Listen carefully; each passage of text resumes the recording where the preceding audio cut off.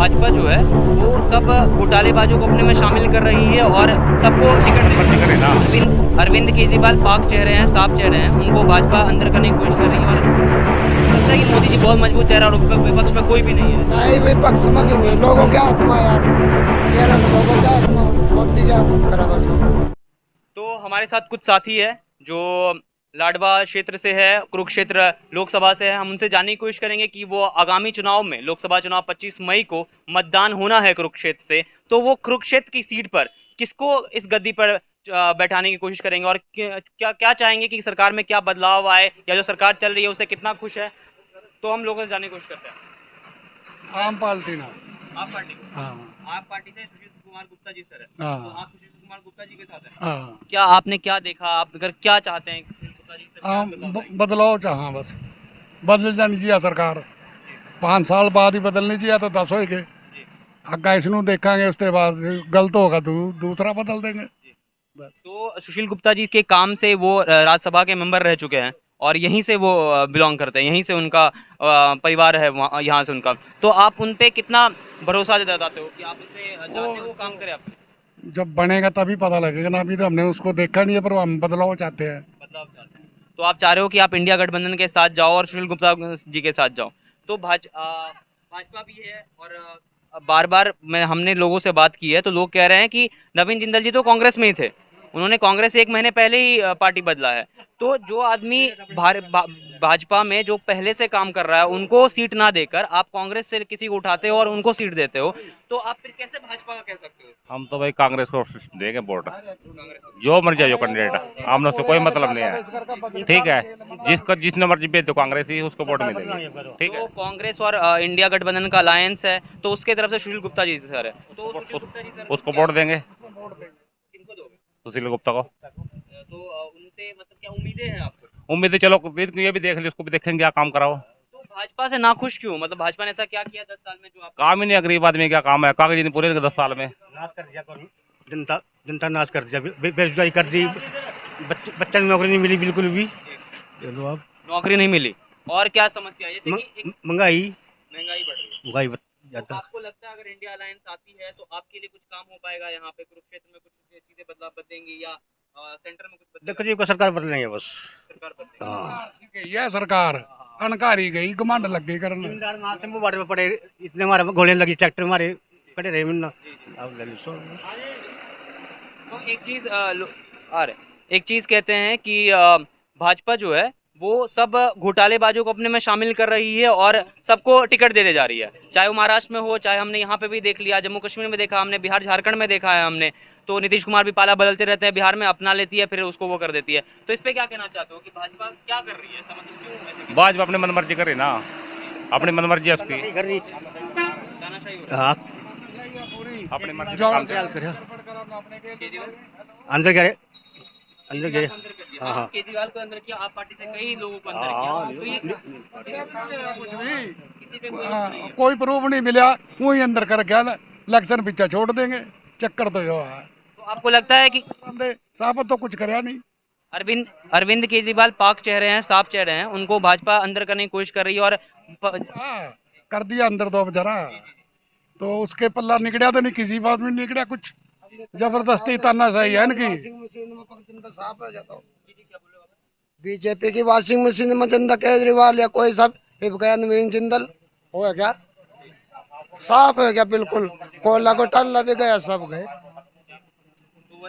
और जहाँ पे ध्रुवीकरण होता है, जहाँ पे हिंदू मुस्लिम करना होता है, उन्होंने अयोध्या में बना दिया राम मंदिर, लेकिन कुरुक्षेत्र जो धर्म की धरती है, जो शौर्य की धरती है, पराक्रम की धरती है, वहाँ पे भी तो काम हो सकता था। वहाँ भी बना सका ना मंदिर, तो मंदिर तो कहीं बना लो, वहाँ सूखा पड़ा है। तो वहाँ बनाया, वहाँ कौन सा रोटी दे रहा, मंदिर कौन सा रोटी देगा भाई।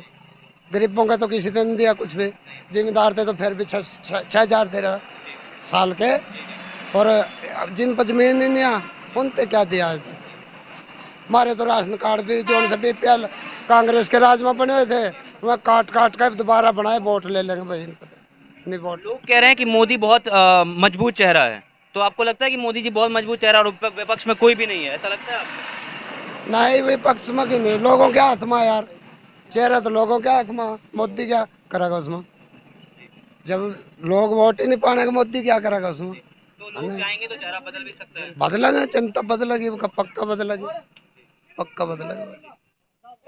मंत्री नहीं, आप बताइए बताइए कि आप आने वाला चुनाव आने वाला है, देखो अगर आम जनता नहीं अपने हाथ में कमान लेगी ना तो सरकार फिर चलाने लगती है लोगों को। तो आपको अपने हाथ में कमान लेना पड़ेगा, आपको निर्णय लेना होगा कि आप किसको वोट करना चाहते हो। अगर मोदी को ही करना चाहते हो तो क्या बातें हैं जो उनकी पसंद है, या नहीं करना चाहते हो तो क्या नापसंद है सरकार, तो उतना आपको बताना पड़ेगा। देखिए श्रीमान जी, बात ऐसी है,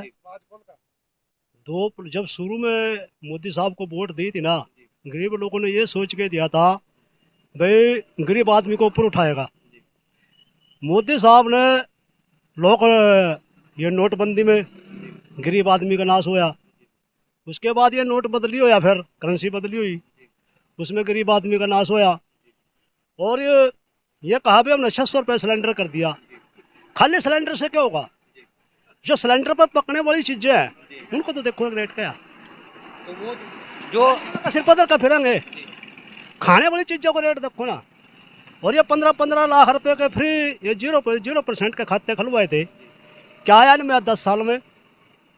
मोदी साहब से बहुत उम्मीदें थी, अभी गरीब आदमी के लिए कुछ करेगा। इन्हें तो गरीब आदमी को छोड़, इन्हें तो पूंजीपतियों को ही ऊपर बढ़ाया है। किसी का 22 करोड़ माफ़ कर दिया, किसी का 40 लाख माफ़ कर दिया। गरीब आदमी को इसने कुछ नहीं दिया, सुबह तक कैसे और कुछ नहीं है। कुछ लोग ये कह रहे हैं कि मोदी जी ने गुजरात में बहुत काम किया है, तो सबसे ज़्यादा जो पैसे लेके भागने वाले लोग हैं वो गुजरात से ही है। हरियाणा वहीं दूसरी तरफ देखें कि 17 से 20% आर्मी में हरियाणा के लोग जाते हैं, यहाँ के युवा वहाँ पे जाते हैं। तो मोदी जी के गुजरात मॉडल को तो हम हरियाणा में ला नहीं पाएंगे। हरियाणा के लिए कुछ नया चाहिए, कुछ दूसरा चाहिए, क्योंकि यहाँ का क्लाइमेट कंडीशन, यहाँ के लोगों के विचार गुजरात से बहुत अलग है। तो आप मोदी जी के गुजरात मॉडल को कुछ समझते हो, उसको कुछ तवज्जो देते हो, कि काफ़ी लोग उसके बारे में बात करते हैं। मॉडल की तो बात ये सुन लो जी, पिछले इलेक्शन में 10 की 10 सीटें भाजपा को गई थी हरियाणा में, हरियाणा 2019 और 10 सीटों के मुकाबले यहाँ 0% भी काम नहीं कराया। जब 10 सीटें किसी अन्य पार्टी को एक भी सीट नहीं दी और 10 की 10 भाजपा की जोड़ी में डाल दी, तो उसके हिसाब से तो यहाँ 100% काम होना चाहिए था। यहाँ 0% भी काम नहीं हुआ। हरियाणा का वो क्या तरक्की दी, चलो गरीबों को भी छोड़ो, किसानों को भी छोड़ो, पूरे हरियाणा को लेकर चलो। आप पूरे हरियाणा को क्या दिया, कुछ भी नहीं दिया। कोई ऐसा कोई रोजगार का कोई सथल बनाया हो बस जिससे किसी को रोजगार मिले, किसी भी बरादरी को मिले, अमीर को मिले, गरीब को मिले, कोई रोजगार का साधन बनाया हो, या कोई फैक्ट्री लगाई हो, या और एक हत्या और चला दी, वह ये रोजगारों की बात है। और सोर्सिंग चला दी, और सोर्सिंग में किसी को 10,000 मिल रहे, किसी को 8,000 मिल रहे, किसी को 5,000 मिल रहे। ये गरीब आदमी का शोषण हो रहा है, उसमें और क्या हो रहा। ये ठेकेदार दिन को चाहे दिन बैठा दे, रात ना चाहे रात ना लगा ले, अपनी मनमर्जी का काम हो रहा। और एक चीज़ है, भाजपा कहती है 1 नेशन 1 इलेक्शन, एक देश में एक बार इलेक्शन होना चाहिए। तो ऐसा भी तो हो सकता है 1 नेशन 1 पेंशन, कि सबको पेंशन मिले, एक नेशन में सबको पेंशन मिले, क्योंकि राज्य सरकार का पेंशन पे अलग अलग वो होता विचार होता है। तो ये इस बार आम आदमी पार्टी ने इसके बारे में बात किया, उन्होंने बोला है कि 1 नेशन 1 पेंशन, मतलब एक देश में एक पेंशन मिलेगा, सबको मिलेगा, ऊपर से जम्मू कश्मीर से लेकर कन्याकुमारी तक। तो आपका इस पर क्या कहना, आप खुश है इस खुश है भाई इस बात पे, तो एक ही होनी चाहिए, तो क्या होनी चाहिए? पेंशन एक ही होनी चाहिए। 2-2, 3-3 पेंशन ले रहे, 5-5 ले रहे, एक होनी चाहिए ना, एक पेंशन होनी चाहिए। आप पार्टी के इस विचार से आप हाँ खुश हाँ भाई। चलिए ठीक है, अच्छा लगा बात